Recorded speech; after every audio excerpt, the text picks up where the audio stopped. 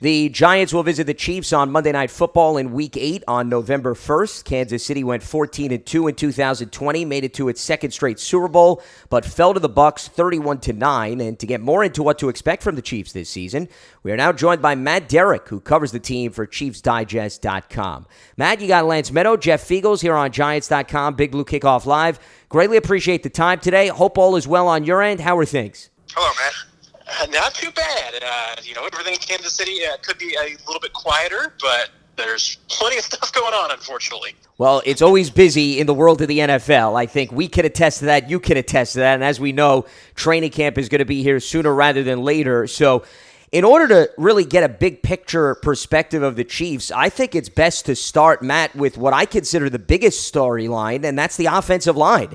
It's not so much about the offensive skilled positions. It's more about whether or not they will win the battle in the trenches based on what we saw in the Super Bowl. And I don't think I remember seeing a team revamp an offensive line so quickly in the span of one offseason. What do you make of what the Chiefs were able to accomplish to try to shore up some of the issues that were exposed due to injuries, of course, in the Super Bowl? Yeah, you're right. I mean, a year ago at this time, the Chiefs were talking about the fact that they had pretty much their entire starting offensive line, tied up for another year or two. And, with a couple of, Pro Bowl caliber players on the bookends with Eric Fisher and Mitchell Schwartz, they seem set. And you're right. I mean, injuries took everything else starch out of this offensive line last year, and it really is what undermined them in the Super Bowl. And they vowed. I mean, General Manager Brett Veach, met with Patrick Mahomes and promised him, never again were they going to put him in a situation where he wasn't going to be that well protected. And you're right. I mean, they went out and addressed every single, position on that offensive line to the point where there are going to be starters from last year's group that might be lucky to make this team. And you're right. They went about it in every single way in the draft and free agency, trades. They've done everything that they can to try and improve each of those positions on the offensive line. And the question is going to be just, how quickly can this group come together? Is the chemistry going to be an issue? How well will this group gel? Just a few weeks and months, really, working together. We're probably going to be in a position where I would expect there to be at least 4, if not 5, brand new starters on that group. Well, I think that, and Matt, again, thank you for joining us today on Big Blue Kickoff Live. You look at the offensive line, you look at any team that has a quarterback like Patrick Mahomes, I'm sure that you certainly want to be able to protect him. And obviously the Super Bowl, it showed that how that can happen when you do not protect the quarterback. All of a sudden bad things happen. I look at the names that are on this offensive line, and you're right. I feel like, my goodness, did we just play a video game and just start, trading guys left and right? Because there are some serious good players here. My question to you is this. Not only is it the offensive line, the starters, if you pencil them in, you got a lot of depth there, too.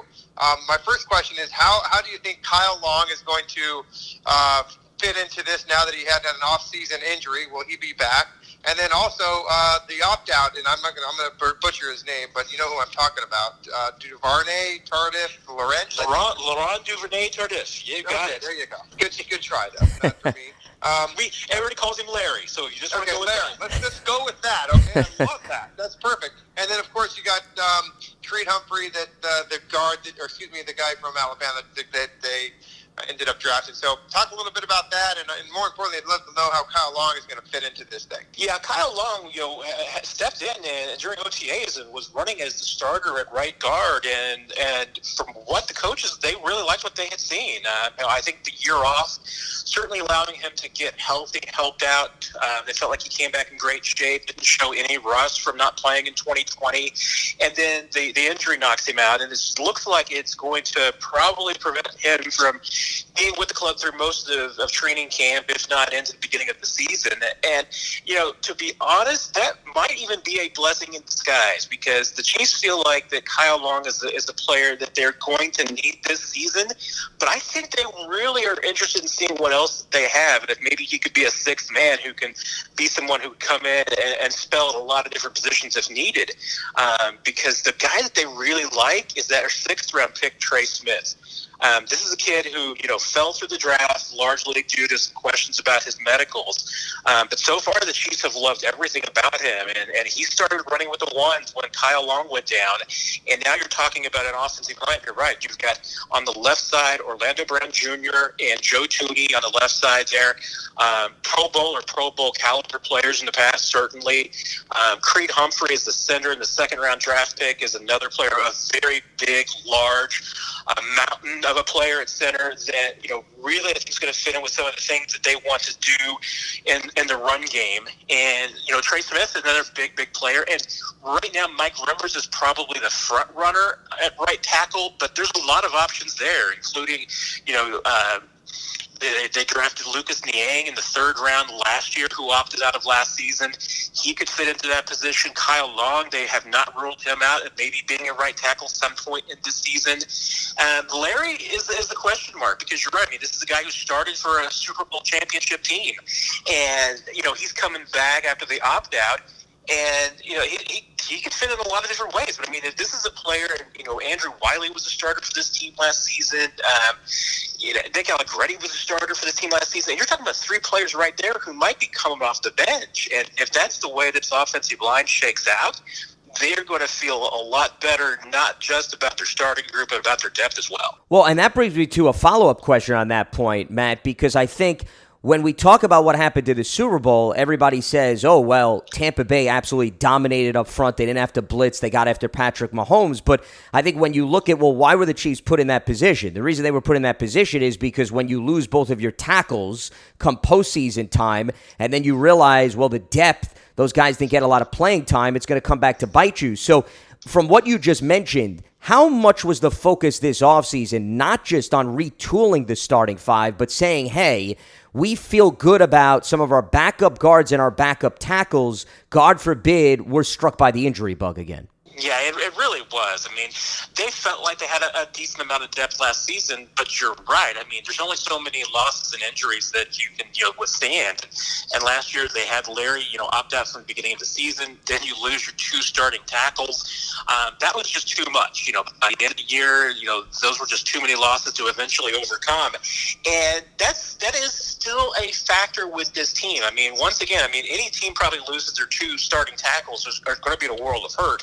And the Chiefs would be there right now, too. I mean, if they had to go out and play a game that meant something, Super Bowl playoff game without Orlando Brown Jr. and without Mike Rivers, yeah, there's still going to be a problem. But what they've tried to do is add just a lot of different options. That it's not just veterans, it's not just rookies. They've got a little bit of a mix. I would not be surprised if this team carries a lot of offensive linemen. I mean, there's a little bit different rules with roster construction now, so you have a little bit of flexibility. But it wouldn't surprise me if the Chiefs carry 9 or 10 offensive linemen simply because they want to have that depth. You talk about the offensive line, which they're blocking guys. So, I want to kind of transition into the backfield a little bit. At the running back position, had a rookie last year come in and do a nice job. And, a lot of people just think that the Kansas City Chiefs just throw the ball everywhere. But I think that Andy Reid wants to really kind of not have to rely on the run game, but I think he wants to provide that they can do it. And so talk to me a little bit about the running game and how the Chiefs are going to kind of put some on the field to be able to run the football this year. Yeah, the run game is really interesting because you're right. I mean, Andy Reid is not necessarily a run-first football coach, but he does want to run the ball. He wants to run it effectively, most importantly. And one thing I'm going to be interested in seeing is if they get away from a little bit of the stuff that they have done in recent years. The Chiefs have really made their money on, their outside zone and a lot of zone blocking. And right now they've got a lot of guys who honestly are probably better equipped for, a gap running scheme, and especially probably in short yardage situations, because that's been this offense's, one Achilles heel has been that if they just needed 1 yard in a cloud of dust, they haven't always been able to get that, especially being able to run the ball in goal line situations. And, you've seen the Chiefs have to, go to a lot of trickery. They've used the shovel pass, and they've done some trick plays at the goal line to try and be able to move the football. they want to be able to give the ball to Clyde Edwards-Helaire and have him run behind a couple of these big road graders up front and just get that short yardage when they need it, to run the football in the red zone when they need to.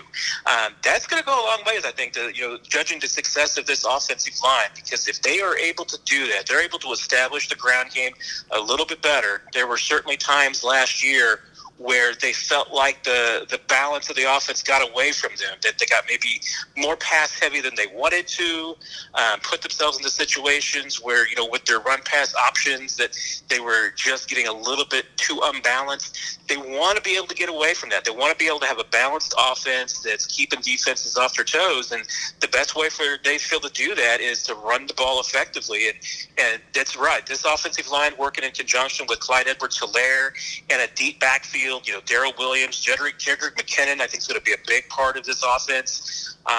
That's what they're hoping to establish this year. We're talking with Matt Derrick, who covers the Chiefs for ChiefsDigest.com. Matt, I'm glad you brought up Jedrick McKinnon, because here's a player that had a few injury-plagued seasons with the San Francisco 49ers. Last year, he managed to play all 16 games, and I am completely with you. I think this may be an extremely underrated signing that a lot of people are not talking about, because you were talking about the emphasis of the run game, but you could argue within the Chiefs' offense, they also like to dump it off to their running backs, and a short 3 or 4 yard pass that picks up 10 or 15 yards is essentially an extension of the run game. So what you just alluded to by saying you think McKinnon's going to have a big role, how do you see him fitting in with Clyde Edwards-Helaire in terms of being a nice fit, not just in the run game, but also maybe an extension into that short passing game? Yeah, I think it's going to be really interesting to see how they work those two backs together, because I wouldn't even be surprised necessarily to see them on the field at the same time a lot, with one or both of them even splitting out.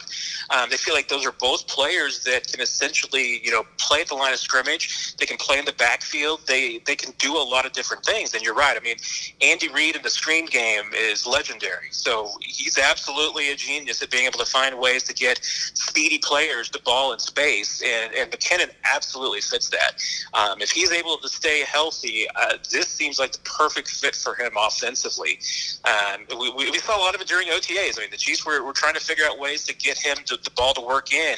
And, Clyde Edwards-Helaire wasn't there for all of OTAs, and Darrell Williams was banged up a couple of days. So he saw a lot of time this offseason, and I think that's probably going to put him in good stead once they get to the training camp and the regular season.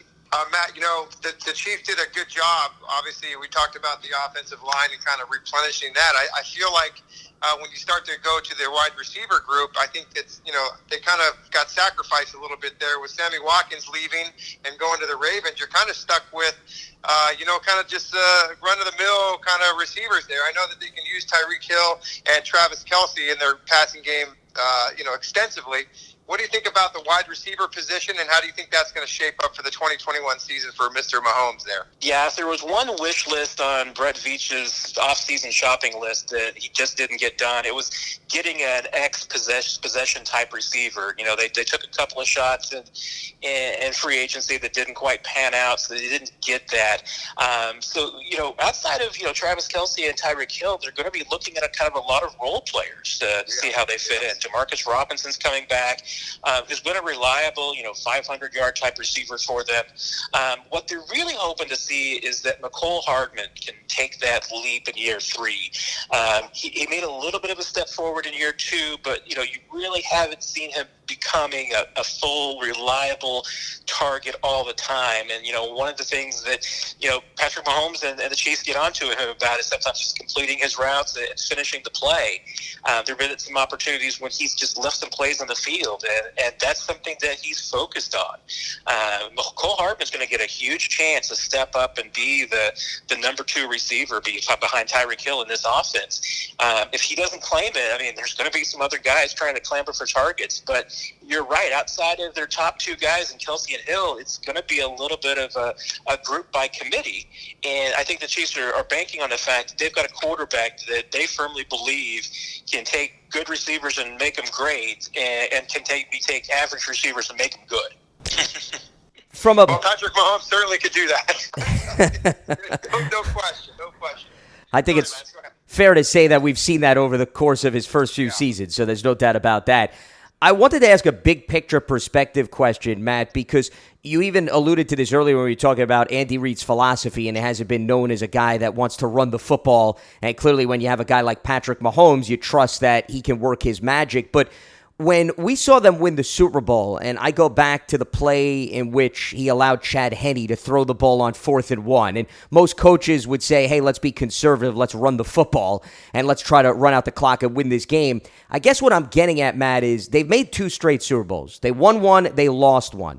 How much do you think philosophy changes from an offensive standpoint, from an Andy Reid standpoint? And I don't want to forget Eric Bieniemy, of course, who's the offensive coordinator, in the wake of them losing a Super Bowl compared to where they were at this time a year ago coming off the win over the Niners? Yeah, you're really right. I mean, it's maybe less philosophy and more mindset because, a year ago, the phrase throughout the entire organization was run it back. That was all that they were focused on. It was about bringing back the entire core. The coaching staff was all back together. It was all about having everybody that won a Super Bowl getting a second ring. This year, it's a little bit more about starting over again. I mean, that's the message that Andy Reid has really preached to this team, has been, we didn't get it done. And if you want to get it done again, you're going to have to go back to ground zero. This isn't about running it back anymore. This is about starting over. And this team, you've heard it a little bit, in the last couple of days from Travis Kelce and Patrick Mahomes. That game left a bad taste in their mouth. I mean, that was for a Chiefs team that had not lost a game by more than one score in, I think, 2.5 years, outside of the season finale against the Chargers when they didn't start their starters. That was a blowout. That was an embarrassment to them. So that's the kind of mentality that you are hearing, is that it's about going back to square one and starting over. And it's not, saying they're not going to take everything that they've built on in the past and continue to evolve it. But that is kind of, the carrot that Andy Reid is holding out there, is that, you guys were embarrassed in that Super Bowl. We were all embarrassed. If we want to get that taste of our mouth, we've got to come back and work harder than we did before to get back there. Yeah, let's move over to the defensive side of the football, and we've got a lot of familiar faces. At least I do. One of my coaches in Spags was there with us when we won the Super Bowl in '07 here. You kind of like to look and see what he's doing with that Chiefs defense. I think aside from them improving their offensive line, I think that there might have kind of just overlooked what's going on with their defensive line and their edge rushers. I think it's something that you kind of look at. I mean, if you look at somebody, outside of their sack leader, Chris Jones, who, by the way, is an interior rusher, not a whole lot I see in that Chiefs defense that really can scare people with only 32 sacks last season. Yeah, and that might be the surprise of this year on the Chiefs defensively, is how they use Chris Jones, because all indications are that they're planning on using him a lot more on the edge and moving him to the outside. In the past, he's played a little bit on the edge, especially, when they were back in the old 3-4 base. He saw a lot of time on the outside, but never as a true, outside stand-up rusher on the real edge. You're going to see him there now. That's who they feel, along with Frank Clark, who unfortunately has got some legal problems over his head that's putting his status into question. That Chris Jones, they realize, is their best pass rusher. And if that's the case, they want to get him going after the quarterback. And the best way for him to do that is by putting him on the edge. The ability that they have to do that, and this is, where Andy Reid feels like, and has told us, that their most underrated signing of the offseason is Jerron Reed coming over from Seattle to play on the interior. Him being able to come in and take over, for Chris Jones as the leader on the inside is what's going to allow Chris to kick to the outside. How effective that transition is for Chris Jones, we will see. I firmly expect that the teams are going to test him. They're going to try and force him to drop back into coverage. They're going to do some things that he hasn't seen before, playing on the edge, and we'll see if the Chiefs can stay committed to that and if Jones can make the move. But I think that you're probably going to see Chris Jones playing more on the edge this year than he does on the inside. Yeah, I think you bring up a great point, Matt, about Jaron Reed. He had 10.5 sacks in 2018 with the Seahawks. Obviously, he missed some time in recent history due to suspension, but he's proven he can get to the quarterback from the interior. So if they could slide him in and then Chris Jones to the outside, that could absolutely be just as much of an underrated signing as what we were talking about earlier with Jerick McKinnon on the offensive side of the ball. I want to ask a follow-up with respect to Frank Clark, because you did talk about his recent legal troubles, and I know it's still very early in the game, and we don't know how things are going to play out. It's obviously in the investigative phase, but the NFL could still punish a player, as you well know, Matt, even if they're not ultimately proven guilty. So how concerned is Kansas City right now that if Frank Clark does have to hypothetically miss some time, that maybe Chris Jones is not enough single-handedly to make up for the loss of Frank Clark? Yeah, I think they would absolutely have to be concerned if Frank Clark is not available. And certainly at this point, there's going to be some questions. I mean, his legal troubles are fairly steep. You know, he was recently charged with a felony, and that was stemming from a traffic stop in March. He has another, case pending and decision-making with possible charges from another traffic stop in June. So, yeah, the availability of Frank Clark for this season is certainly in question. And if that's the case, you're right. I mean, the drop-off from Frank Clark is going to be significant. They do have a draft pick from this year in Joshua Kando that they're very excited about.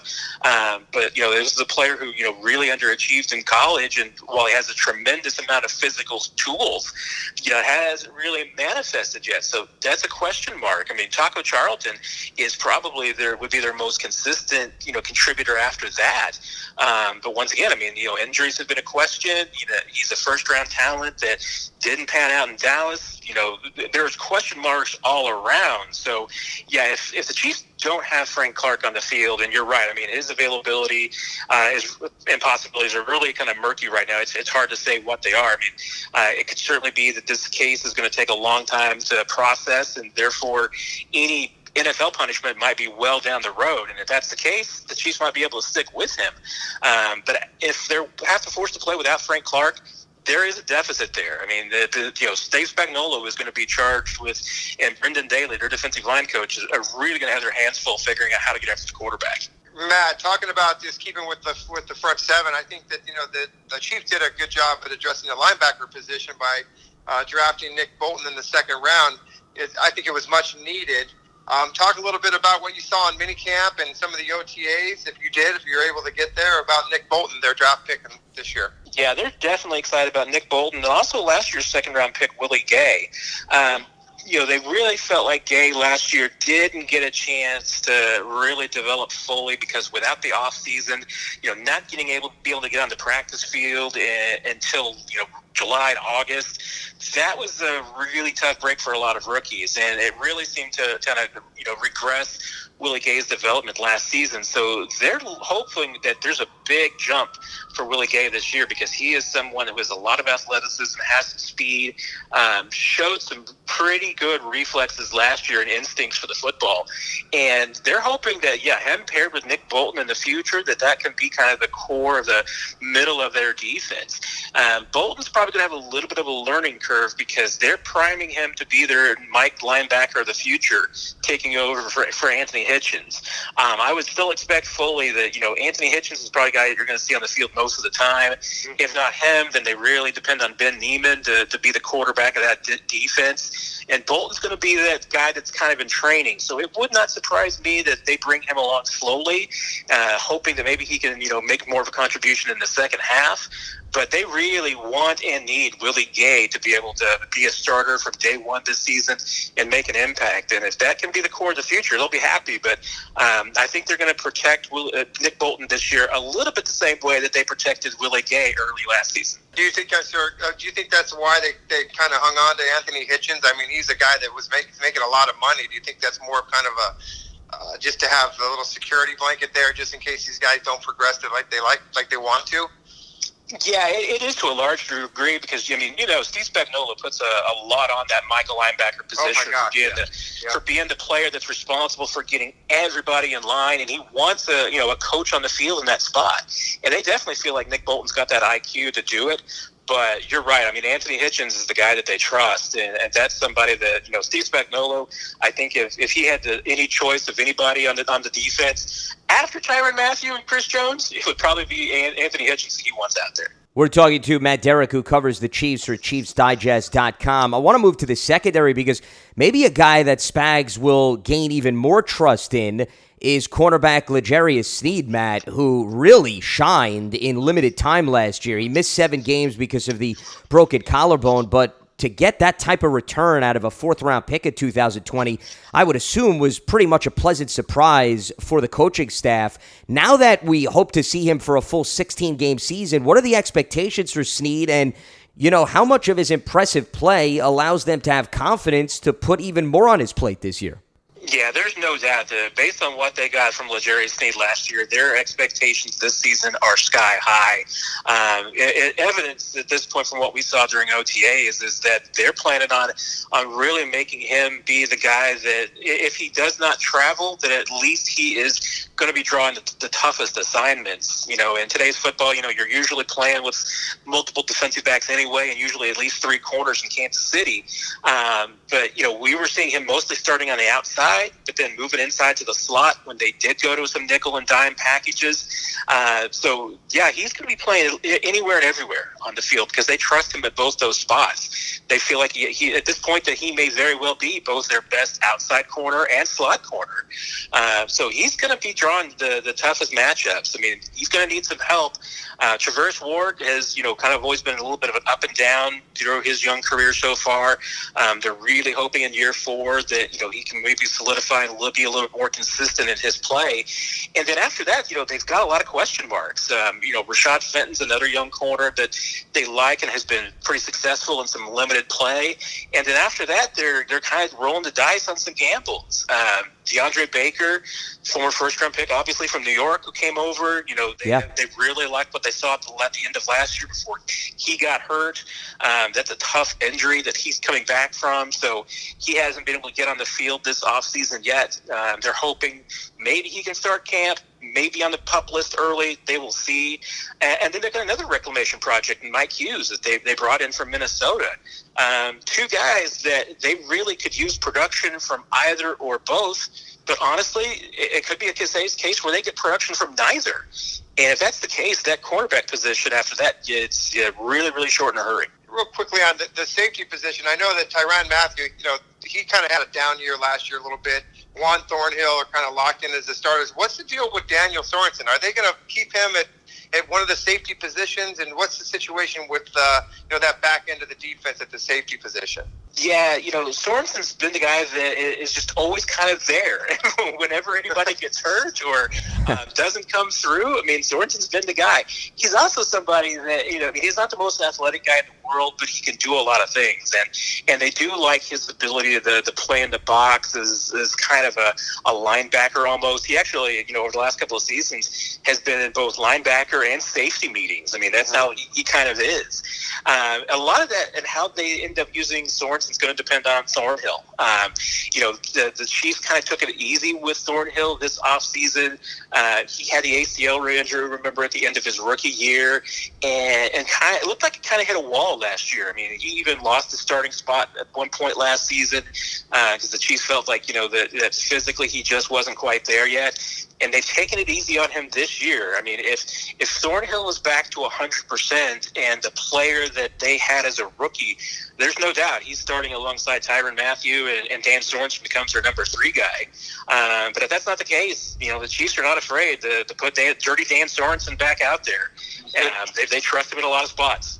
Well, Sorensen also a great special teamer, which he's proven, which I know Jeff is all smiles about because whenever we bring up that facet, he's not going to have anything to complain as a former punter, and that brings us really to that facet of the team. It's easy to overlook that, Matt, given the fact that so much focus is on the offense over the last few years with Kansas City, but, Harrison Butker is a kicker who came through with a number of big kicks for them, especially when maybe they didn't necessarily finish in the red zone. How would you best assess this special teams unit as that could certainly be an area that could help them in terms of the return game as well as field goals? Yeah, it's a young unit that they have a lot of confidence in. I mean, Harrison Butker, other than they had some hiccups in the extra point tees field, over the last couple of seasons, he's missed more extra points than someone who is as accurate as he can be. And some of it is just that he has a routine, and if the routine doesn't work, he can get into a little bit of a slump. But on field goals, there's nobody in the league that's more accurate than Harrison Butker, especially from beyond 40 yards. So he's a guy that they have complete trust in. Tommy Townsend, the punter, has a big leg, showed a lot of development last year as far as coming along with direction and kind of picking up hey Jeff, just the there's other things that go into being a punter, a lot of things other than just having a big leg. Sure. Those are the things that he's still kind of picking up and learning. The lights got a little bright for him. It looked like in the postseason, he had a really bad kick in the Super Bowl. Those are the kind of things that, hey, young kickers are going to have problems with. So that's always the concern with this unit, as young as it is. But they've got a lot of faith in both those guys, and they both have big legs. Well, I'll tell you what, if you got a consistent kicker in this league, you're going to do well. And I think that, Bucker has done well. I think he's got a good leg. He's got a good mindset. And all kickers go through slumps eventually. You just hope that the slump isn't when you need them. When they're kind of kicking their way out of their paper bag sometimes. But, the Chiefs have always had good special teams, especially at the punting position where Dustin Colquitt was there forever. So, look the special teams for the Chiefs. I like what they have there. I think they're going to do well. This team, to me, is everybody's going to look at the Kansas City Chiefs at the beginning of the season and say, listen, these guys are going to go to the Super Bowl again. But you know how difficult it is even to go back to a Super Bowl. But to go to it for a third time is going to be even more difficult. So I'm sure that this team has a lot to work on. But as long as they have a quarterback, any team for that matter, they're going to be pretty good. Yeah, I mean, this is a team, obviously, and Mahomes they trust. And as long as he is healthy, I mean, this is absolutely, at this day and age in the NFL, a 13-14 type of win team. I mean, year in, year out, they could be that with Mahomes when he's 100%. Honestly, I mean, you've seen what Andy Reid can do with quarterbacks. I mean, even if they had to go with a Chad Henne for a period of time, I mean, they're probably still a playoff team with this roster. But yeah, Mahomes makes this team go. I mean, he's the one that keeps this from being, a decent, playoff caliber team to being perennial Super Bowl champions at this point. Matt, before we let you go, the Chiefs are going to be playing the Giants in Week 8. So by that time, each of these teams is really going to have probably a better idea of what they do effectively and what they need to work on. And the reason I'm bringing that up is Kansas City, you just look at their schedule early on, and I don't like to get ahead of 4 games, but they have Cleveland, they have Baltimore, they got the Chargers right out of the gates. How much do you think we're really going to have a good feel for what this offensive line is about by the time we get through the first quarter of the season for the Chiefs? Yeah, I think that is probably a really good milepost to use there, is that first 4 games, because it's a really tough schedule, facing some really tough defensive fronts at that point. So I think you'll be able to get a good grasp on just how well that they are coming together. It wouldn't surprise me at all. I mean, especially with some of the teams that they're facing early on, if they have some ups and downs early in the season. At the same time, if they come through that stretch early on, 4-5-0, and they're not giving up a lot of pressure, and they're protecting Mahomes, and they're opening up some holes in the ground game, then I think you feel like the sky's the limit. If this team struggles, if they lose a couple of games early, you're probably going to be pointing towards the offensive line as the reason why. So, I think by week 4, week 5, they'll have a better grasp of what they've got there. The thing is, in this league, sometimes that doesn't happen. A couple of years ago, remember, when the Chiefs did make their Super Bowl run, they thought they had to revamp their defense enough to be good out of the box, and Steve Spagnuolo thought even by week 4, they'd have it figured out. It took them about till week 10 before they finally felt like that defense was good enough, and they finally started clicking for them. It could be later in the season before this offensive line clicks, if it ever does. So as we started off at the beginning, I mean, that's the biggest question mark for this team, is how far can that offensive line take them? Well, if there's 2 similarities between the Giants and the Chiefs right now, we're both talking about the offensive lines as the Giants try to develop their young guys and the Chiefs bring in a lot of new faces. So it'll be a very interesting matchup come Week 8 on Monday Night Football. He is Matt Derrick, who covers Kansas City for ChiefsDigest.com. Matt, can't thank you enough. Greatly appreciate the time and the insight. Looking forward to the matchup in Week 8 between the Giants and the Chiefs on Monday Night Football, and look forward to talking to you down the road as well. Thanks again. Thank you, Matt. Pleasure talking to you guys, and looking forward to it.